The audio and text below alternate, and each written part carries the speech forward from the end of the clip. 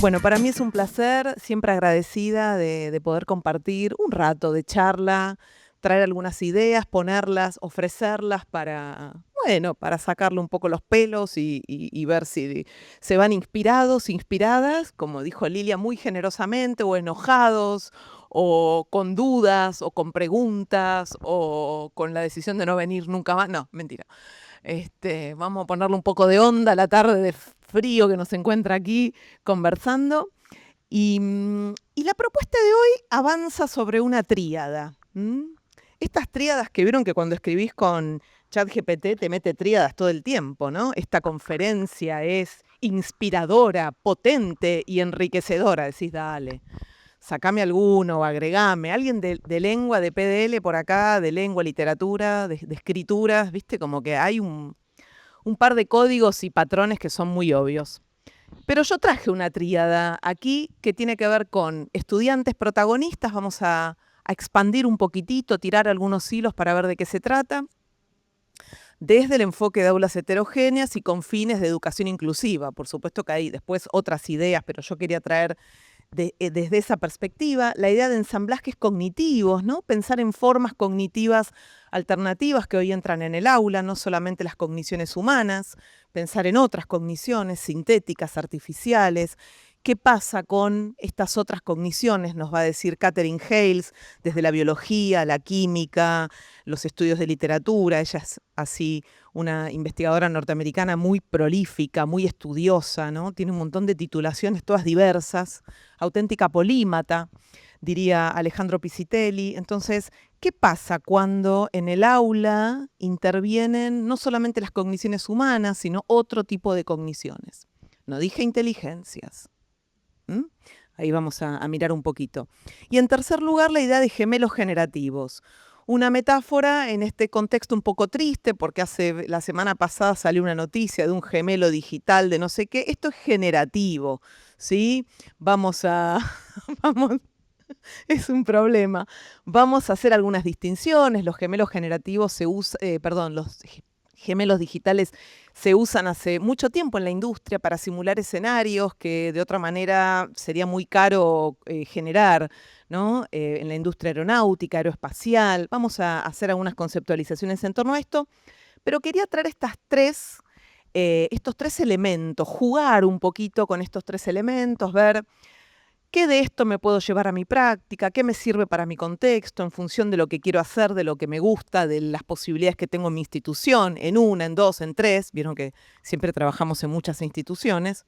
Así que vamos ahí, me voy a sentar ahora sí para poder pasar las diapositivas. Después hay un código para que puedan descargar la presentación, que seguramente también va a estar disponible para el envío, supongo, en el aula virtual, etcétera. Así que como siempre, y aquí traigo estos 4 momentos para la tarde de hoy. Algunos diagnósticos, algunas cuestiones.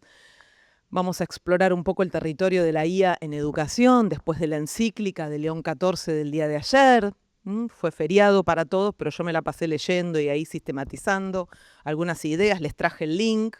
Digo, más allá de la geografía espiritual, religiosa que cada una ocupe, fue un hito de relevancia global, de relevancia política, simbólica, cultural, diríamos histórica, sobre todo porque aparte se publicó esta encíclica 135 años después de la encíclica anterior, del León anterior. Este es 14, León XIII publicó un 15 de mayo otra encíclica con motivo de la Revolución Industrial, ¿no? En el medio está la de Francisco, Laudato Si, que habla también de IA, por ahí un poco menos, habla más de cuestiones ambientales, del mundo, en fin, ahí traigo algunas cositas, preguntas que me gustaría compartir con ustedes, y ahora sí, vamos en el tercer momento, la tríada, ¿sí? A ver qué de todo esto me resuena para mi clase y algunos bonus tracks que me gustaría dejarles si les entusiasma, si deciden volver el año que viene, para llevarse para leer. Vivimos en tiempos de sobrecarga cognitiva, ¿no? De sobrecarga cognitiva, informativa, nos llega la información por todos lados. Juan Villoro, el escritor mexicano, dice que la información es atmosférica. Sabemos las cosas, pero no sabemos de dónde las aprendimos, ¿no? Bueno, algo de la encíclica vi, pero no sé si lo escuché por la radio, si lo vi en un TikTok, si me lo comentó el vecino, si lo escuché en el noticiero de la noche, que aparte ahora lo veo por YouTube, viste que pones en vivo por YouTube y lo podés ver perfectamente. Eso no sabemos si es televisión, si es streaming, qué es. Vivimos como tiempos convulsionados. Esta es una palabra que usé hace un rato em, que nos invitan a reformatear algunas prácticas, ¿no? A bajar un poco. Yo ahora voy a hablar rápido porque estoy así como entusiasmada, pero invitan a la desaceleración. Invitan a poner foco en algo, a desconectar por momentos. No necesariamente estar conectados y conectadas implica que tenemos que estar todo el tiempo conectados. Usar la IA, abrazar el fenómeno IA, por poner un ejemplo, no necesariamente significa usarla 24/7, meterla hasta por las orejas, llevarla al aula a como de lugar. Vamos a marcar algunos matices, ¿sí? Para que estén o no de acuerdo, ¿no? No voy a pretender que estén de acuerdo conmigo. Y en este contexto, lo que sí preocupa en este contexto de sobrecarga cognitiva es esta idea con la que estoy jugando hace unos meses, un poquito más, casi un año, la idea de la página en negro, el síndrome de la página en negro. En tiempos de escasez textual, cuando yo estudiaba, hasta hace casi 4 años que salió la IA generativa, el problema era la página en blanco, el bloqueo de la página en blanco. Tenés que mandar un mail, algo sencillo, cómo empiezo, cómo lo digo, ni hablar escribir un ensayo, escribir algún trabajo para la facultad, una carta para padres, para familias. El problema era cómo arranco, ¿no? Entonces por ahí me voy a fijar cómo empecé el mail último que mandé, cómo arranca tal texto que voy a usar de fuente y entonces querría arrancar con una cita. En fin, ahora tenemos el problema inverso. En épocas de abundancia textual, el problema es la página en negro, páginas y páginas atiborradas de tinta que parece que algo quieren decir, que hablan, pero no dicen nada sustancial ni potente. Y esto lo digo no tanto desde el lado de usuaria de la IA, sino desde el lado de lectora, ¿no? Cuando recibís, habías pedido un párrafo y te llega una monografía de una Carilla y media, decís, pero era un párrafo, ir a contar una anécdota chiquitita, cómo te fue con la IA hoy. Y no era, porque las tecnologías inteligentes, como si esto fuera una cosa, eh, como si hubiera sido un ensayo de literatura que estábamos pidiendo, ¿no? Entonces, el problema que tenemos ahora es que lo que era antes una preguntita cortita que se resolvía en 3 renglones, ahora viene con 3 párrafos. Un foro de formación docente, digo, algo tan cotidiano como entrar al campus a ver, bueno, a ver qué participaciones hubo y de golpe te encontrás con algunas con cierto sentido común y otras que son una monografía enorme, que tampoco dicen mucho, ¿no? Y esto es un problema que necesitamos traer al aula. Necesitamos discutir, problematizar con colegas, en principio al menos traerlo a la discusión. Entender que, y acá nos vamos a apoyar en los profes y las profes de lengua, ¿no? De PDL, de literatura, eh, identificar argumentos circulares, ¿no? Que no llegan a ninguna conclusión, estructuras repetitivas, yo hablaba de las tríadas, ¿no? No sé qué otro rasgo hay así muy sustantivo, no lo tengo ahora en mente, pero no tal cosa, sino tal otra, ¿no? Hay como lejos de tal y tal concepto, digamos, hay muchas cuestiones en los guiones largos, ni hablar, algunas incluso expresiones que dejamos de usar, en mi caso. No digo que es lo que hay que hacer, dejé de usarlas, ¿no? Usaba guiones, los dejé de usar porque es signo de texto generado sintéticamente, texto de mala calidad, vamos a decir. El problema de la página en negro no es usar la IA, es que, digamos, es un texto que no fue editado con criterios, ¿no? Con sentido común en primer lugar y después con ciertos criterios de coherencia y de, ¿no? Creo que no es tanto el problema del uso de la IA, por supuesto, abrazamos el fenómeno de la IA, pero desde ciertos marcos éticos y de responsabilidad y sobre todo de transparencia. Fíjense esta encuesta que está aquí hipervinculada. Cuando tengan la presentación van a poder cliquear. No se me pinta no se me está pintando, no me quiero ir de acá, pero deberían cliquear una encuesta. Es en educación superior, no importa, es hacia donde van nuestros estudiantes de educación obligatoria. Fíjense que hay un 92% de uso de estudiantes en Latinoamérica. Hay que ver el recorte. Latinoamérica es una región muy, muy heterogénea. Hay que ver esto, donde, qué recorte tiene puntualmente, si son centros urbanos, qué tipo de universidades. Pero fíjense que la media es del 86%. ¿Cuánto menos puede ser? ¿Cuán sesgado puede estar este porcentaje? Que sea del 70, igual es un montón. Estudiantes que usan IA. ¿Mm? Estudiantes que usan IA en diferentes contextos, que ya es una realidad en el aula, ¿no? Sobre todo en el nivel medio, en el nivel superior. Bueno, para ver qué hacemos con estos bichos que están aquí con nosotros, cuya presencia no podemos eludir, ¿no? Porque están en el WhatsApp, incluso en algo tan cotidiano como el WhatsApp. Fíjense que un 73% de estudiantes tienen expectativas de uso de la IA en futuros empleos. Es decir, que asumen que lo que saben de IA van a poder utilizarlo en el mundo laboral. Bueno, esto es un poco el presente barra futuro al que estamos preparando a nuestros estudiantes. Y se generan muchas preguntas. Claro, no está yo había puesto la encíclica, por ahí está. Bueno, no importa. Ok. Pero está el código al final que en mi presentación en la nube la tiene, ¿no?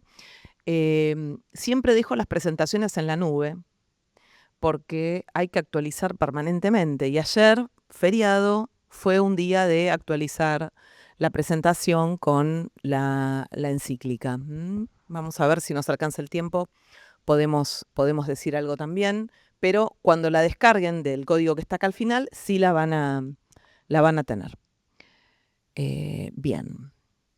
¿Qué preguntas nos hacemos en este contexto, ¿no? Venimos de dar algunos puntos, algunas características de este escenario acelerado por la IA, una tecnología muy poderosa, una tecnología puesta a disposición del público masivamente, de jóvenes, adultos, personas mayores, masivamente, sin ningún tipo de resguardo, ¿no? Recuerdo esas primeras interacciones con ChatGPT a fines de 2022, donde veías que el texto se iba generando sin teclado. Hay algo de la materialidad de esta escritura que es menos material que la escritura a la que estamos acostumbrados. Porque incluso cuando escribimos, en mi caso que uso el celular para escribir y no tipeo, le dicto al celular, ahí interviene un algoritmo de inteligencia artificial, ¿no? Pero incluso en ese caso hay una materialidad en la voz, tengo que dictarle. En el caso de la IA no hay teclado, no hay voz, hay simplemente un prompt que pide algo, una solicitud muy sencilla o no tan sencilla, y un texto que se genera automáticamente, sin acción humana directa, podríamos decir. Hay humanos que diseñaron la IA. ¿Qué preguntas nos surgen desde una perspectiva de educación inclusiva, de atención a la diversidad, de aulas heterogéneas, que sé que es uno de los proyectos este año de colecciones? Bueno, la pregunta, frente a este contexto variable, tan acelerado, nuestras preguntas son las mismas. ¿Cómo diversificar trayectorias?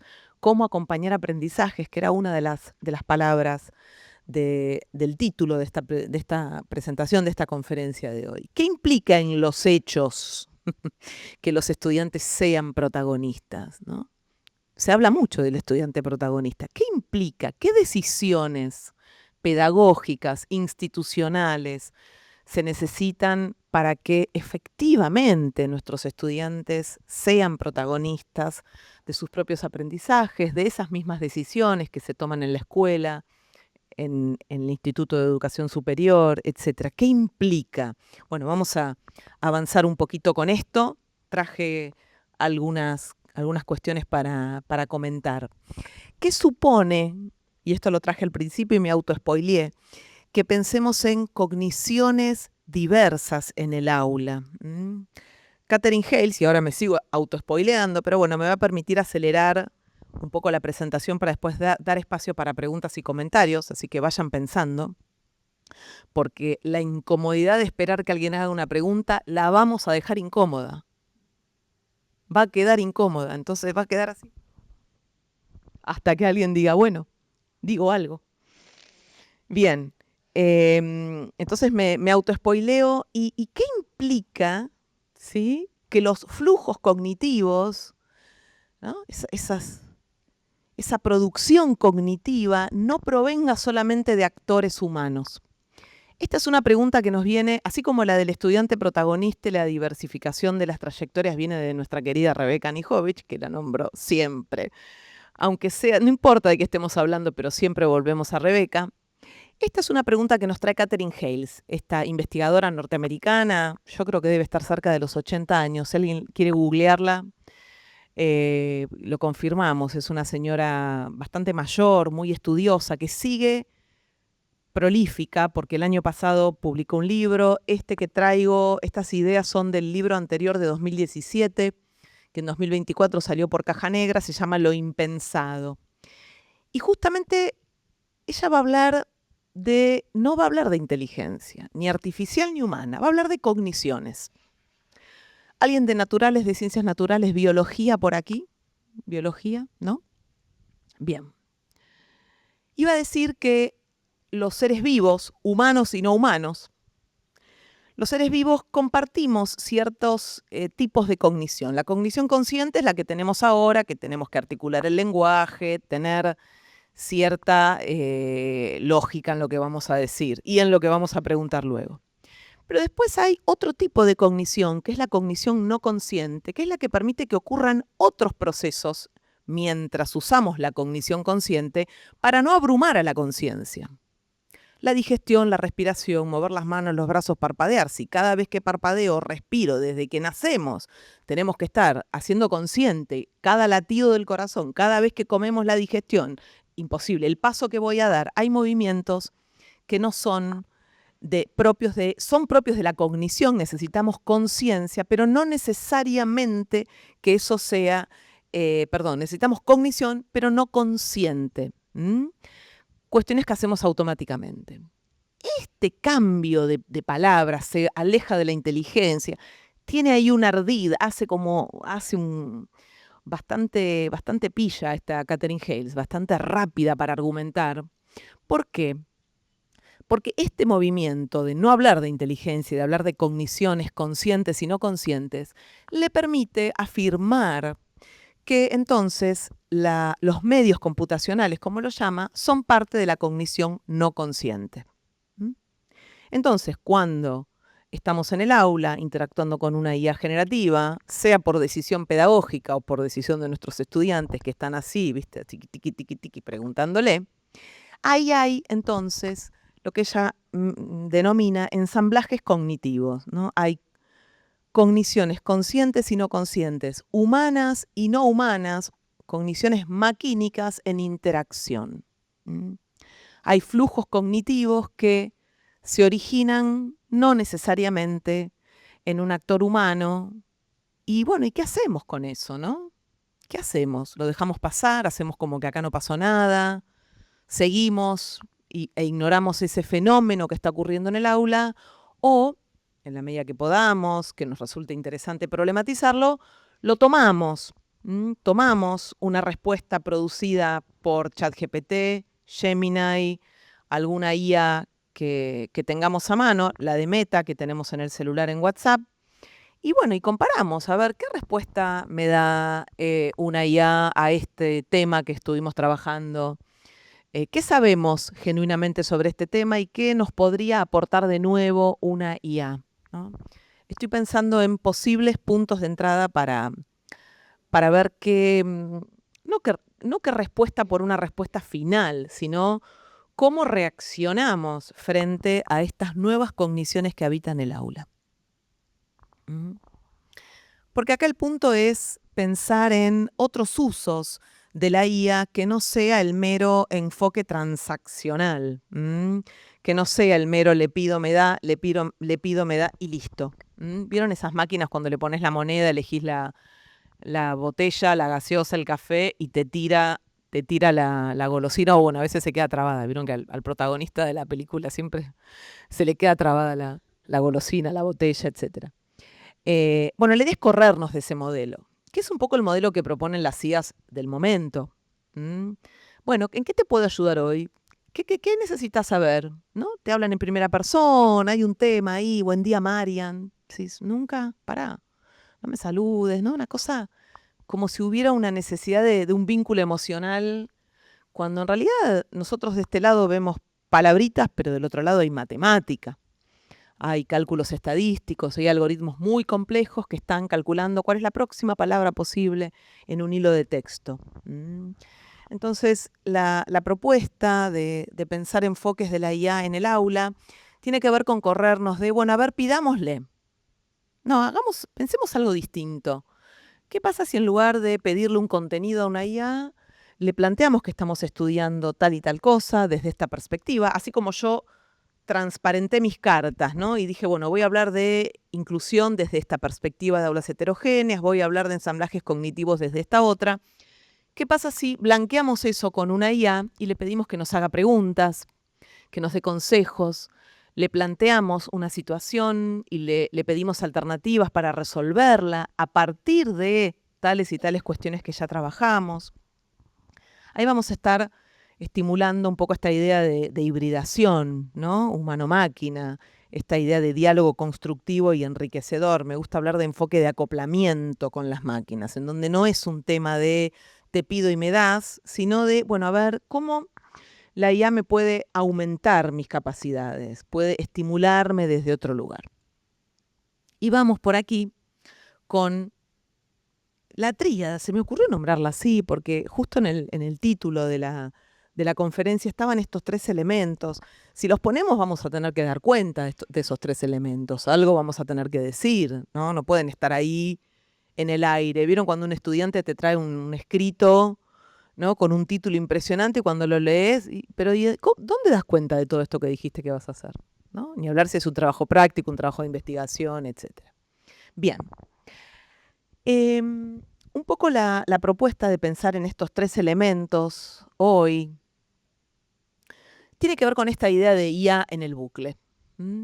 Se habla mucho del human in the loop, ¿no? Del humano o la humana en el bucle. Incluso en algún momento a mí me gustó jugar un poco con la idea de estudiantes y docentes en el bucle de la IA, ¿no?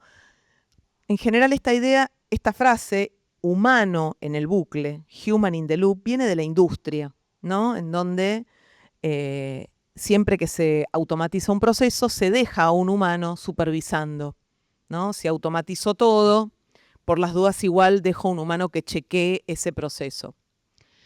Bueno, a mí me gusta pensar que como humanos nos merecemos otro lugar, que no es solamente la mera supervisión de un proceso, sino que en realidad el loop tiene que ser no de la IA con un humano en el loop, ¿no? Parece que todo el loop es de la IA y nosotros estamos ahí supervisando. Bueno, el loop, el proceso, el flujo de trabajo tiene que ser humano. Y la IA la ponemos donde creemos que nos va a servir y nos va a ayudar.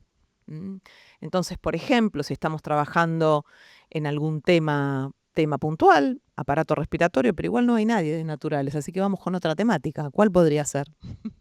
Revolución Francesa, por ejemplo, ¿les parece? ¿Alguien de historia? ¿Sociales? ¿Sociales tampoco? Pero a ver, ¿y de qué asignaturas? A ver, me da curiosidad.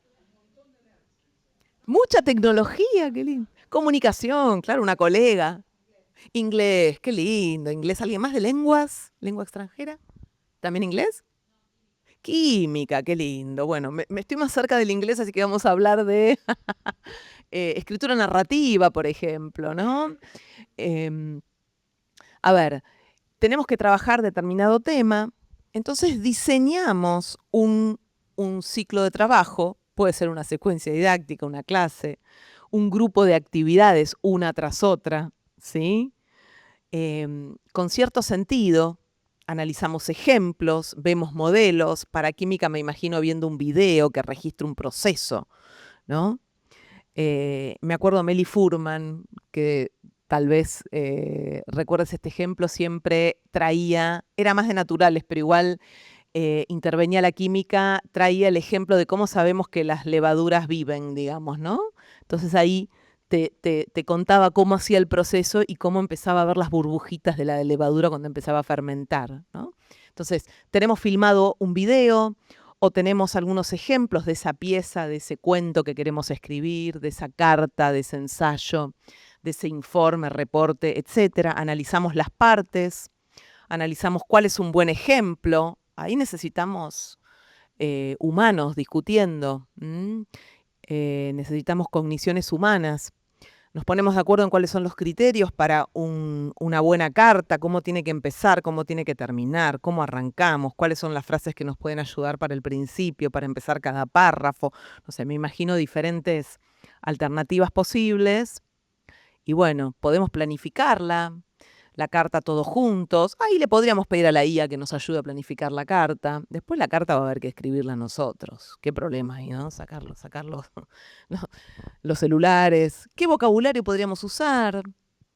El loop, el ciclo de trabajo es nuestro. Vemos dónde la IA nos puede ayudar. Lo ideal sería que podamos escribir nosotros la carta o hacer nosotros el ejercicio, resolver nosotros la tarea y después ver cómo lo hubiera hecho una IA, ¿no? Y ahí tomar notas de dónde me podría haber aportado, dónde no. Podemos ir a un tercer borrador, que sería una fusión entre lo que la IA me aporta y lo que nosotros escribimos. También podría ser una alternativa. O una alternativa entre mi carta y lo que vi en el ejemplo, ¿no? Esta sería un poco la propuesta de IA en el bucle, ¿no? Entender primero qué tarea tengo que hacer, cuáles son esos pasos y dónde la IA me puede ayudar. Doy un ejemplo de corrección, entre comillas, con IA, que claramente no es la idea que la corrección sea totalmente hecha con IA, porque justamente cuando corregimos nos metemos en la mente de nuestros estudiantes, tratamos de ver qué es lo que hicieron, cómo lo hicieron y ahí empezamos a marcar y a dejar comentarios. Pero les cuento, por ejemplo, un caso, ¿no? También, en donde tuvimos que hacer explícito todos los pasos. Yo tenía un curso de 5 sincrónicos con poca gente, digo, también quiero decir el contexto porque es muy particular, pero bueno, sirve como ejemplo de cómo hacemos explícito un proceso. Durante los 5 encuentros sincrónicos, eran unos estudiantes, unos docentes en formación de Colombia, tenían que ir construyendo un dispositivo, una consigna, bueno, una serie de un material didáctico, en fin, una serie de cuestiones. Y yo en vivo les iba dando feedback. Presentaban en plenario sus avances y yo en vivo les iba dando feedback. Y tomaba notas de cada uno, ¿no? Muy personalizado. Serían unos alrededor de 20 personas. Por eso digo que era un grupo pequeño.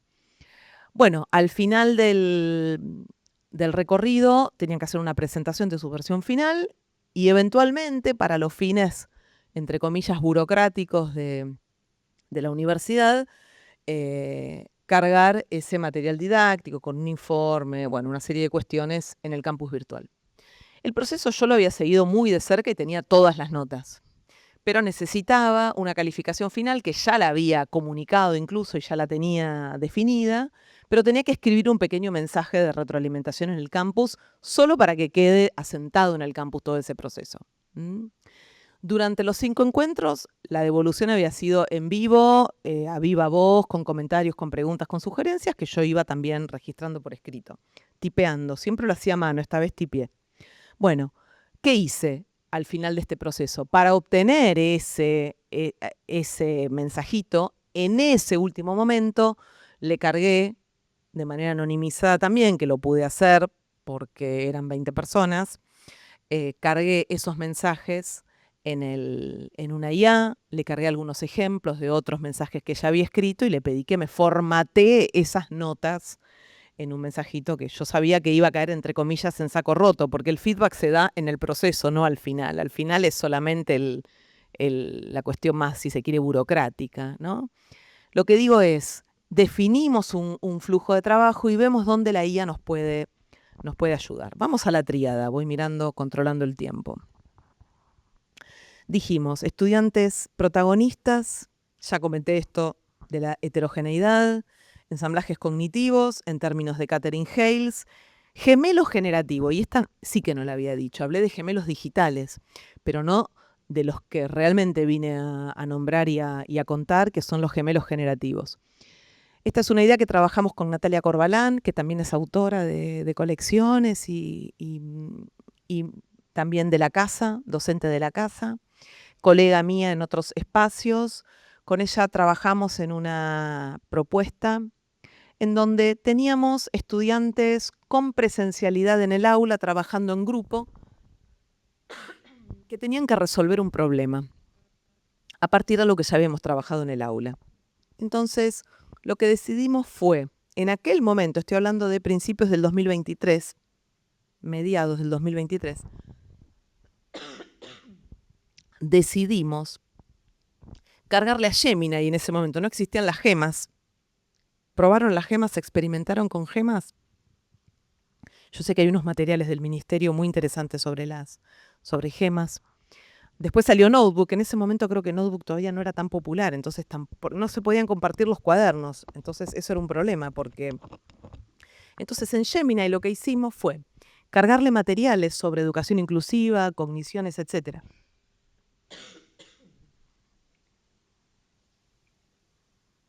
Le cargamos materiales a una IA, le pusimos el contexto de nuestros estudiantes y le pedimos a la IA que no entregue la resolución del problema tal cual la necesitaban nuestros estudiantes, sino que haga preguntas, sugerencias, que use frases cortas, cositas chiquitas para orientar a los estudiantes. Después de hacer ese pedido, probamos como si fuéramos estudiantes y la verdad es que funcionó muy bien, ¿no? Cuando uno piensa en gemelo generativo, te imaginas un súper proyecto de programación y en realidad fue algo muy chiquitito y muy casero, pero que funcionó. Porque entonces lo que hicimos fue, no obligamos a nuestros estudiantes a usar nada. Les dijimos, mira, nosotros vamos a estar en el aula recorriendo los grupos.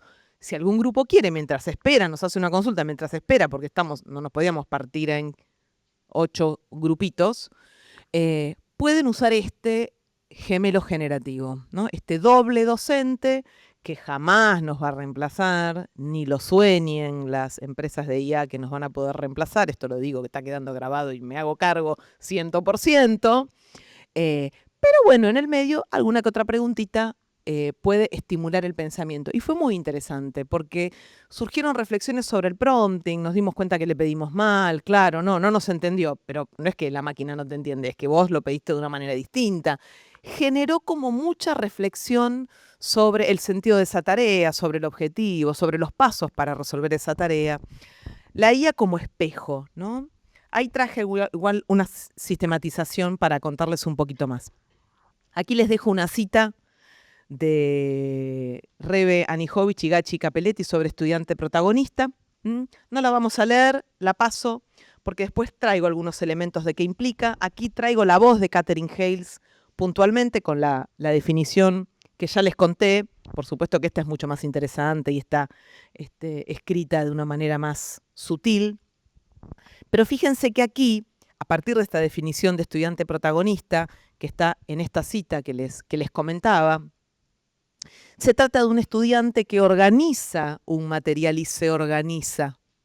Este es el estudiante protagonista, al que yo le doy tiempo de entender qué tiene que hacer y cómo, y decidir qué pasos va a seguir, diseñar ese loop, diseñar ese workflow, ese flujo de trabajo, esos pasos, esa secuencia, llamémosle como querramos. Toma decisiones, con quién, qué, distribuye roles.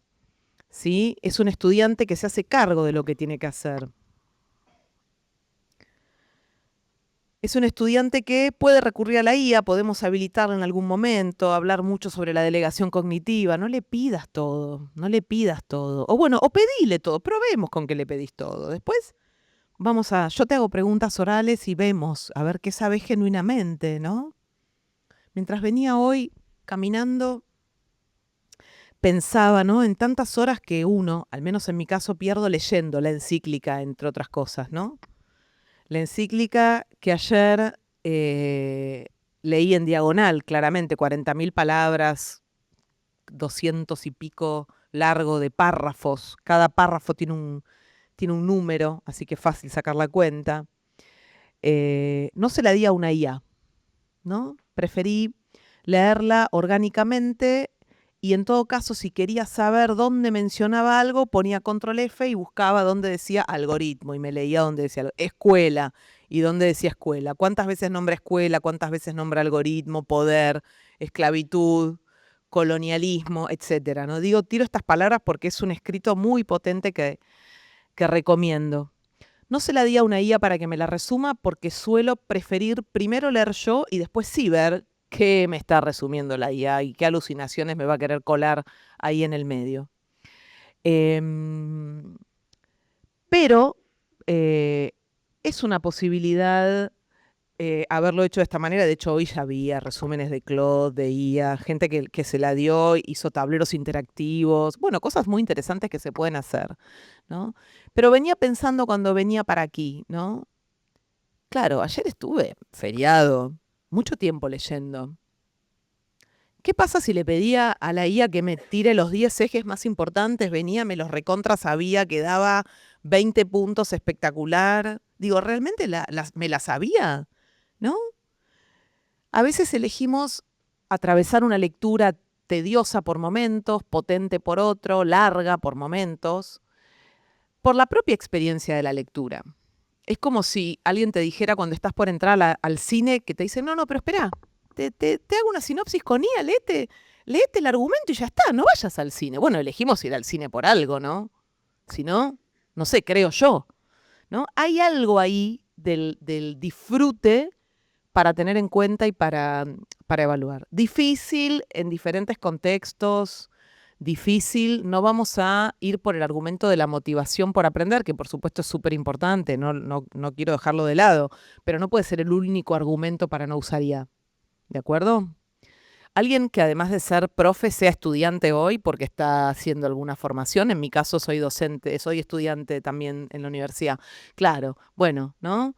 A veces no es, la motivación no es un full battery durante toda la semana, durante todas las clases, ¿no? Entonces, no puede ser el único argumento. Lo dejo así colgando esta idea polémica, un tanto polémica. Bueno, pensemos cuáles son los otros argumentos, bueno, pensémoslo juntos. También es una invitación a este espacio. Pero hay algo ahí de pensar posibles hibridaciones con la IA de manera responsable, transparente, documentada, ética, bueno, que hay ahí para mirar.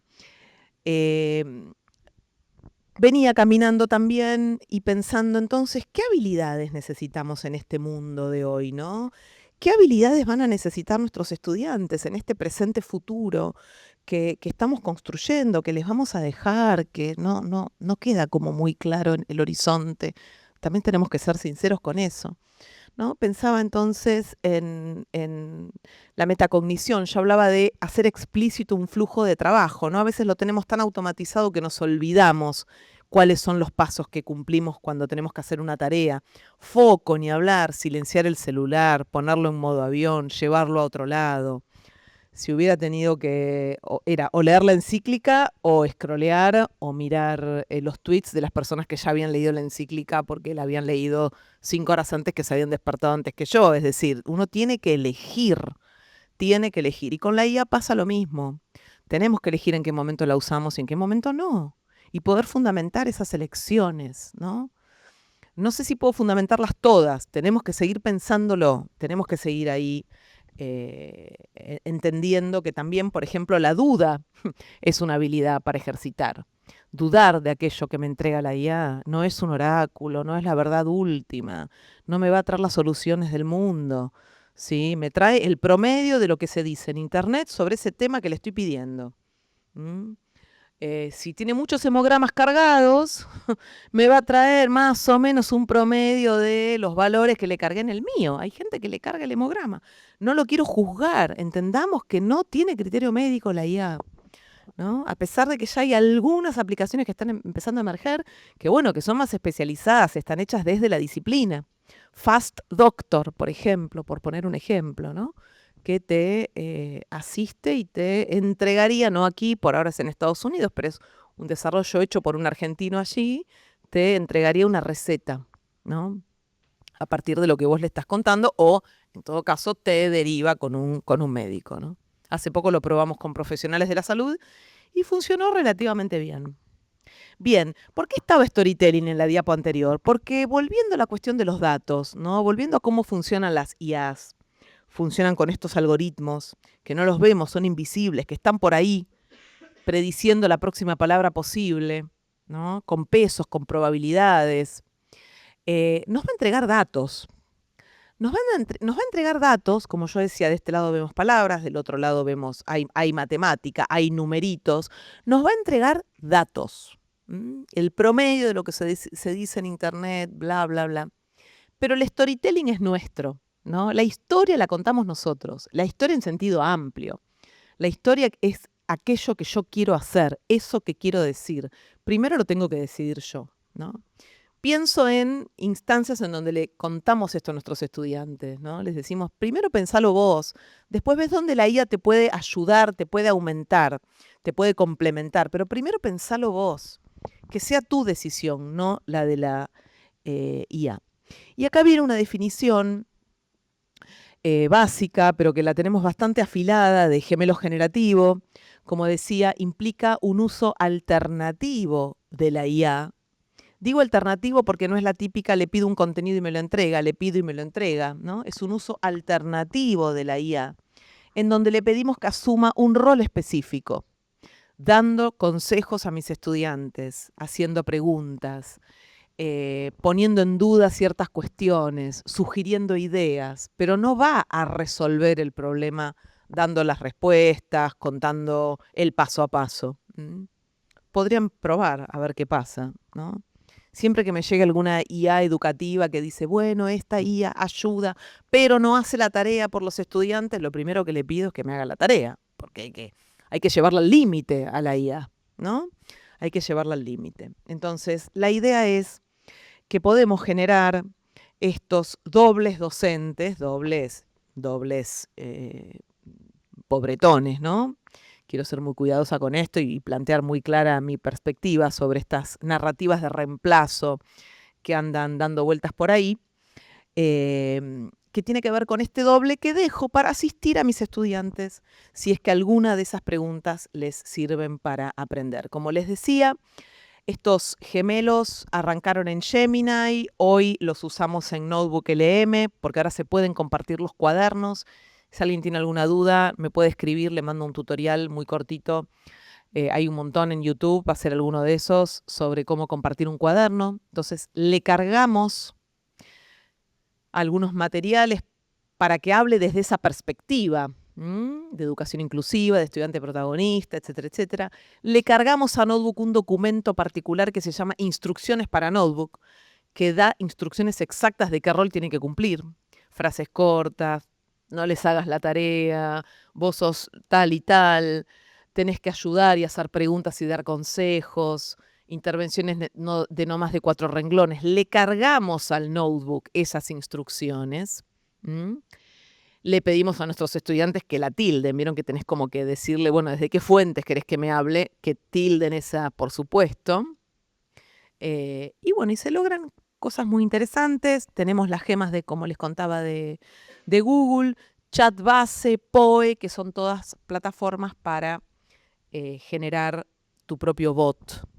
Es un bot, finalmente, que desde lo funcional es un bot tradicional, común como cualquier otro, pero que le solicitamos, le prompteamos para que tenga un comportamiento diferente. Voy mirando la hora, ya vamos cerrando.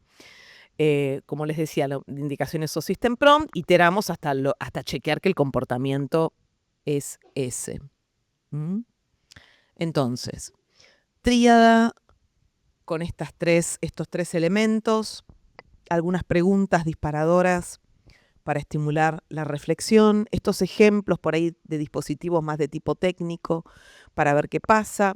Por ejemplo, con estudiantes de una escuela técnica, generamos un gemelo generativo, doy otro ejemplo, tenían que diseñar un protocolo de laboratorio. Entonces le cargamos a Notebook diferentes protocolos de otros laboratorios, incluso estaba creo que el de veterinaria o el de agronomía, ahora no me acuerdo, de acá de la UBA, uno de CONICET, uno de la UNAM en México. Le cargamos diferentes protocolos y una instrucciones para notebook, que decía, bueno, ayúdalos a generar el protocolo, hace preguntas sobre cómo empezar, sobre qué ítems tiene que tener este protocolo de laboratorio, a partir de trabajos que ya se habían hecho, ¿no? Y bueno, y fue muy interesante porque entonces no te lo genera directamente, no te genera el contenido, sino que estimula la reflexión. Fíjense ahí cómo los flujos cognitivos entre humanos y máquinas van y vienen. ¿M? Y tengo a la IA prompteando a mis estudiantes. ¿M?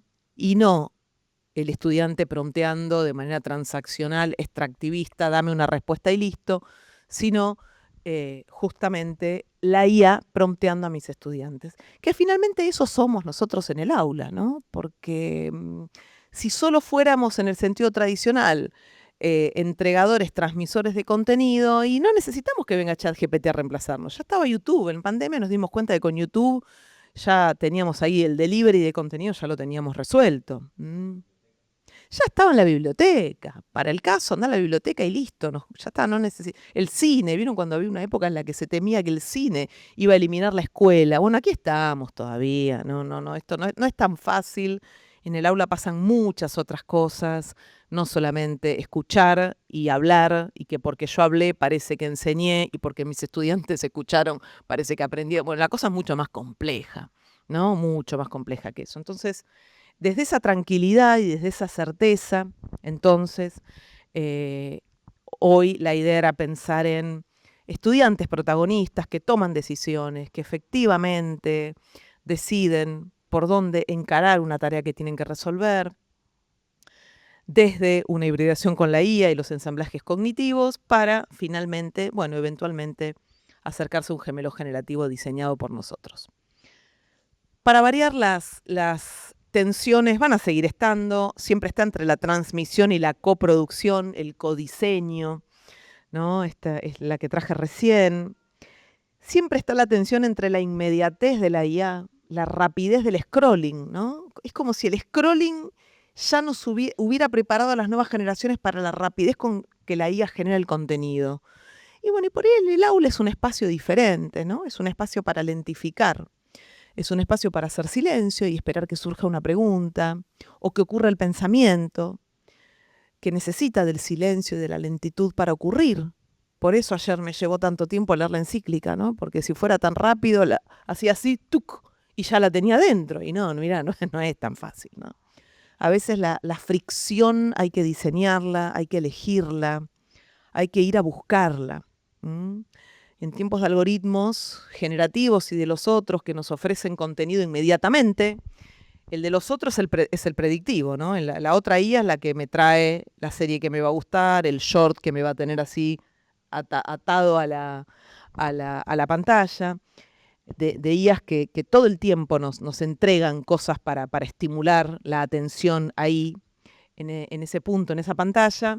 Bueno, hay que pensar en el aula como otro espacio, y esta era un poco la idea de hoy. Acoplamiento versus uso transaccional, algo de esto ya dijimos.